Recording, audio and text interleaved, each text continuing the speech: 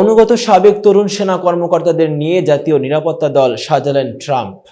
যুক্তরাষ্ট্রের president Donald Trump তার প্রথম মেয়াদে প্রশাসনের শীর্ষ কিছু পদে অবসরপ্রাপ্ত জেনারেলদের বসিয়েছিলেন। ঊর্ধ্বতন এসব সাবেক সেনা কর্মকর্তা 9/11-এর পর ইরাক ও আফগানিস্তানে নেতৃস্থানীয় পদে দায়িত্ব পালন করেছিলেন। এখন ট্রাম্পের শীর্ষ উপদেষ্টা ও কর্মকর্তাদের মধ্যে রয়েছেন মাঠ পর্যায়ের একদল সাবেক সেনা এবং তরুণ কর্মকর্তা। তারা আমেরিকার তথাকথিত সন্ত্রাসের বিরুদ্ধে বিশ্বব্যাপী যুদ্ধের পরিকল্পনা করার পরিবর্তে যুদ্ধ পরিচালনা ও পরিকল্পনা বাস্তবায়ন করেছিলেন।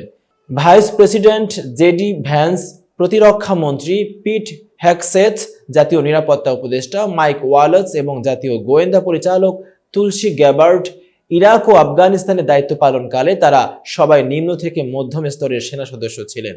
শুধু ওয়ালৎসের বয়স 50 বছরের বেশি। তিনি যুক্তরাষ্ট্রের সেনাবাহিনীর বিশেষ শাখা গ্রিন বেরেটের সদস্য ছিলেন।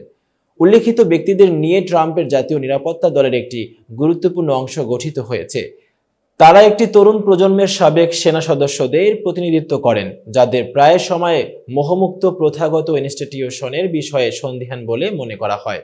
এসব সেনার অনেকে মনে করেন মধ্যপ্রাচ্যের অমীমাংসিত যুদ্ধে বছরের পর বছর ইনস্টিটিউশন তাদের ব্যর্থ করা হয়েছে।